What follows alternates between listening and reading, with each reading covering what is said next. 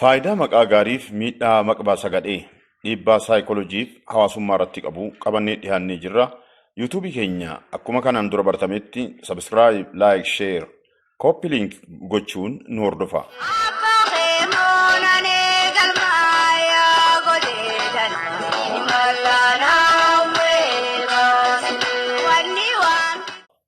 Maqaaleen hiikkaa guddaa kan qaban yoo ta'u, hubannoo eenyummaa fi muuxannoo irrattis dhiibbaa uumuu danda'u. Faayidaan daa'immaniifis ta'ee aanaalee yookaan hawaasa tokko maqaa gaarii moggaasuun xiinsammuu dhuunfaa fi daayinaamiksii hawaasaa irratti dhiibbaa guddaa geessisuu danda'a.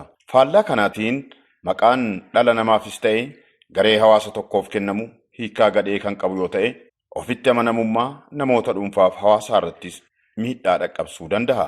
Faayidaa moggaasaa maqaa gaarii.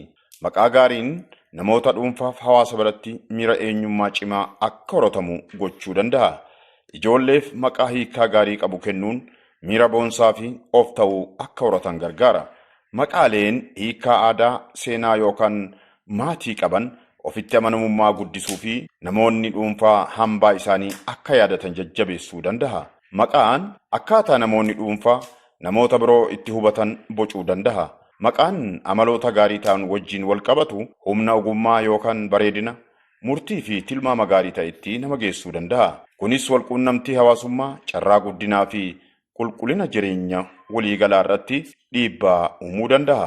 Fakkeenyaaf namoonni dhuunfaa maqaa hawataa qaban yeroo baay'ee bakka garagaraatti dursa akka argatan kan gargaaru ta'uu qorannoon ni mul'isa.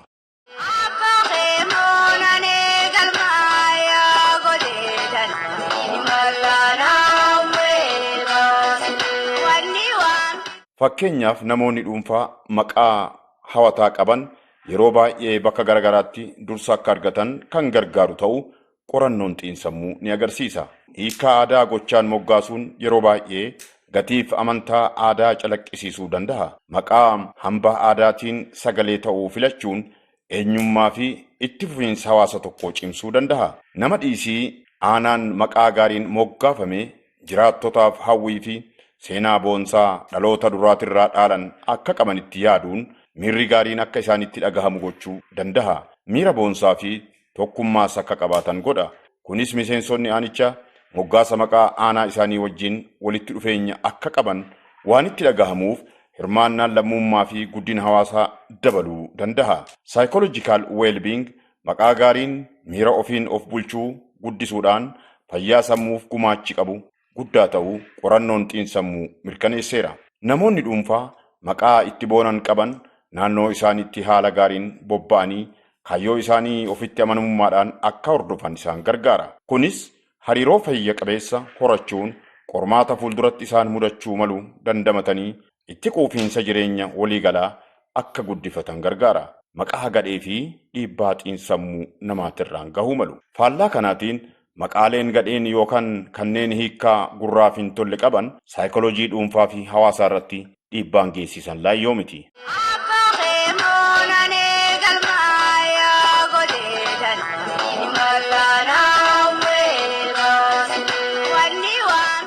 Dhiibbaa moggaasa maqaa hiikkaa gadhee qabuun namarra gahuu danda'u. Namoonni dhuunfaa ilaalchi namoota moggaasni maqaa isaanii hiikkaa badaa hawaasa biratti ija gadaantummaan ilaallamuuf qaban yeroo gadhaanaa ta'e itti mul'atu hedduudha.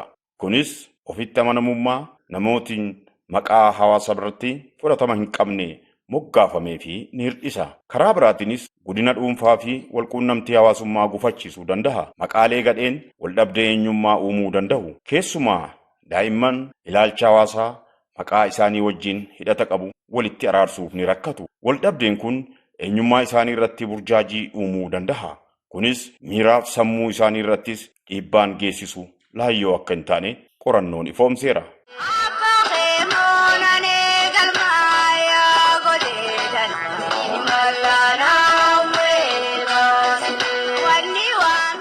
Maqaaleen ilaalcha gadhee hordofsiisan loogii fiduu danda'u.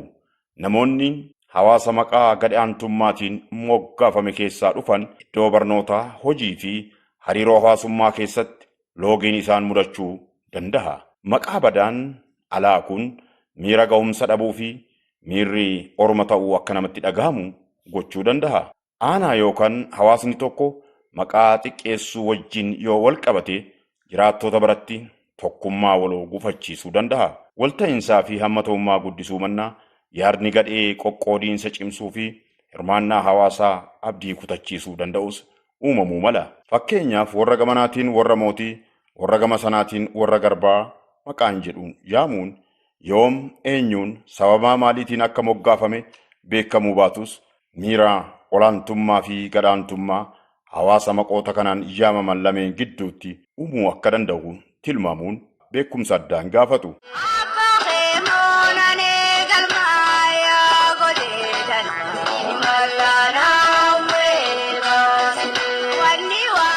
Maqaan fardaaf kenname fardoota wajjin walitti hidhamiinsa qabaachuu baatus muuxannoo yeroo dheeraarraa kan ka'e maqaan fardaa gaafa dhahamu bocni sammuu namaatti dhufu kan beeylada jabaa fi dheeraa irree lafa qalbiin yaadde nama dhaqqabsuuf qabutu namatti dhufa.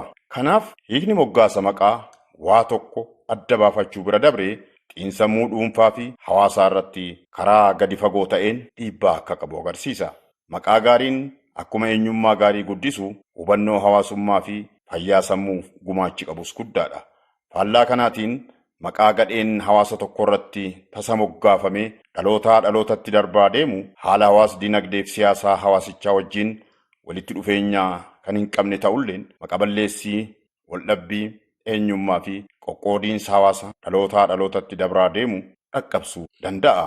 Humna maqaa hubachuun namoota dhuunfaa hawaasa bal'aaf lafa teessoo dhala namaatiif maqaa afaan hawaasa naannoo tokkoo keessatti hiikkaa abdachiisaaf gammachiisaa qabu yaadaan filachuun namoota dhuunfaa fi hawaasa tokkoof egeree ifa ta'e boca. Addunyaa maqaaf ulfaatinni kennamu keessatti ilmoo ofiitiifis ta'ee naannoo jireenya ofiitiif akka feeteen maqaa moggaasuun yookaan maqaa tokko xiqqeessee ija gadaantummaatiin akka ilaalu qaawwa banu moggaasuurraa gamanumaan xiyyeeffannoon itti kennanii moggaasuun murteessaadha jenna. Xumurre akkuma nuti odeeffannoo barsiisaa isin bashannansiisu isin biraan gahuuf murteeffannee hojjechaa jirru isinis sheer laayik koppii liink komeenti gochuun nu jajjabeessuu hin dagatina. Horaa bulaa.